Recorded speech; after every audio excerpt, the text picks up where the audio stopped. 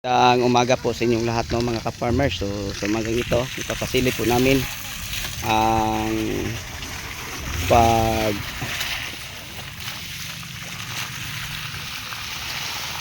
dilig sa fertilizer sa ating tanim. So ito po ang tubig, no, na lumabas po sa hose natin. So go, papakita mo, go anak, go yung bagsak sa tubig kung gaano kalakas. Yan, ganon mo, go ganon mo patas. Oh, yan po, no, mga ka-farmers. Oh, tingnan nyo ang tubig namin. Oh, so ganyan kalakas, no, ang tubig namin. So simula doon papunta rito, nasa dalawang hose na pinagdugtong, isang rulyong 2.5, tapos may lona din sa dulo po ng lona, mayroong maliliit na ganito kalaki.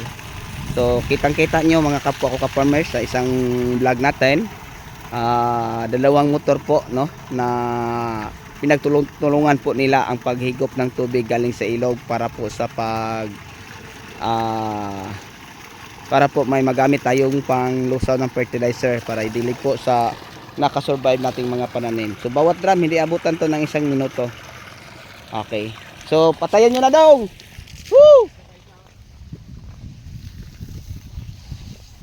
Puno na.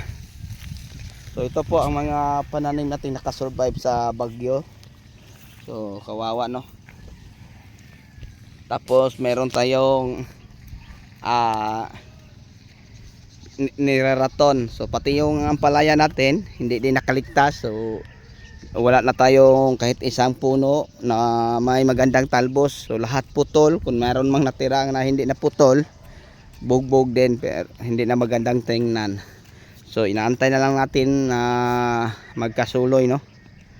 So tingnan nyo, sobrang daming saging rito, pero ngayon wala na.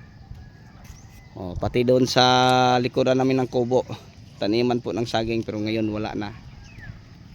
Dahil po sa bagyong Christine na nanalasa dito sa amin. So yun po ang nararanasan sa mga pananim namin, sobrang bugbog. Yan, unti-unti na pong nakaka-recover ang talong. So yung mulching, no, mga ka-farmers, ito may mulching to, kitang kita nyo, marami akong vlog rito, pero dahil sa lakas ng hangin wala na tayong makikitang mulching. Ito, nilinis po ni Tito ang puno sa talong para pagdilig ng fertilizer, wala nang kahati, no, sa mga nutrients.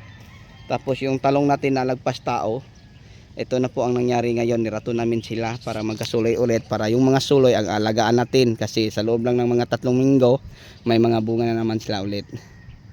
So yun po nangyayari po sa taniman namin, ang gulay ang hindi inaasahan. So wala tayong magawa, back to zero. So nagpupunla na po kami, mga ka-farmers, ng sili, tapos dagdag ng isa. Pila to ni age?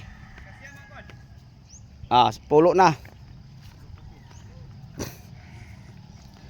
Iduha ang wukusim.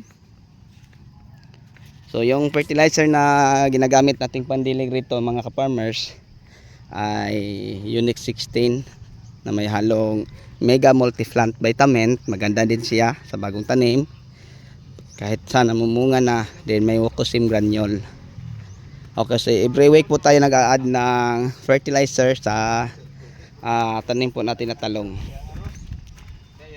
So sa inyong lahat, hanggang dito na lang. Maraming salamat po. Abangan nyo na palagi ang mga update natin dito, no, sa mga pananim natin. So bye bye. Big shout out sa inyong lahat, mga viewers at farmers.